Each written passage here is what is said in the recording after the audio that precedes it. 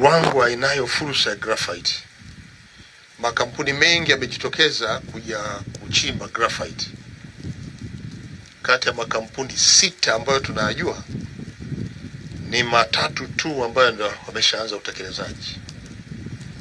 Tuna Lindi Jumbo, tuna Elianje Company na hii Lindi Graphite Technology.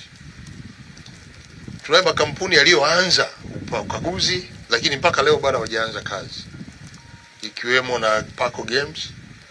Toka mwaka 2009 mpaka leo hakuna maendeleo na hatuna taarifa yoyote inayoendelea.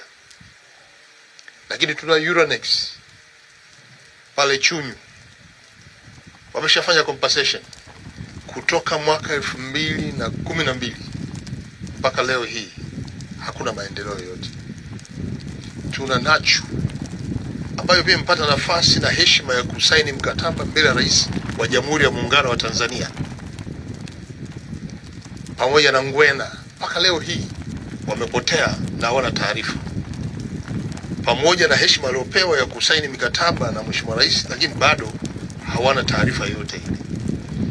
Sasa kampuni yako ambayo imeanza ukaguzi mwaka 2024 ikapata matokeo 2024 hiyo na kuomba vibali mwaka 2024 hiyo na wizara ikatoa vibali, leo mmeanza utekelezaji wa ujenzi na mmefikia hatua hii, nyinyi mnapaswa kupongezwa na mnapaswa kuwa mfano wa makampuni haya mengine tata. Mimi naweza kuita makampuni tata, wanakuja hapa kupata ardhi, wanazuia shughuli za wananchi, halafu hakuna kinachoendelea.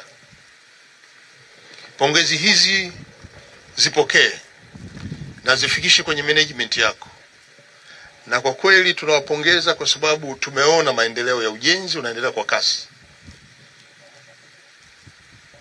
Taifa letu lenye rasilimali hizi zinahitaji wawekezaji wa aina yenu ambao mnaonyesha mahitaji ya ardhi. Baada ya uchunguzi, serikali inawapa vibali vyote na mnaanza utekelezaji mara moja, kuliko haya makampuni ambayo yanapata ardhi halafu yanakaa miaka nenda rudi.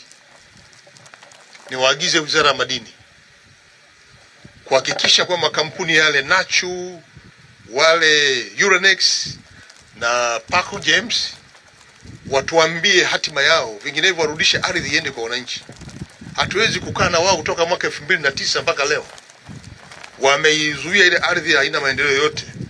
Tena wanazuia hata wananchi wadogo ambao wanahitaji kuchimba kwa kigezo cha sheria kwamba wao wameichukua ile kwa ajili ya uchunguzi. Mpaka leo hii hawafanyi jambo lolote lile, na wananchi hawaingii, wakiingia wanawakataza kwa sababu ya sheria hiyo, huko wakiwa hawana jambo lolote la kufanya. Kwa hiyo Mheshimiwa Mkuu wa Wilaya na watu wa Kamishna wa Madini, hakikisheni hili tunalichukulia hatua sasa maeneo yale 3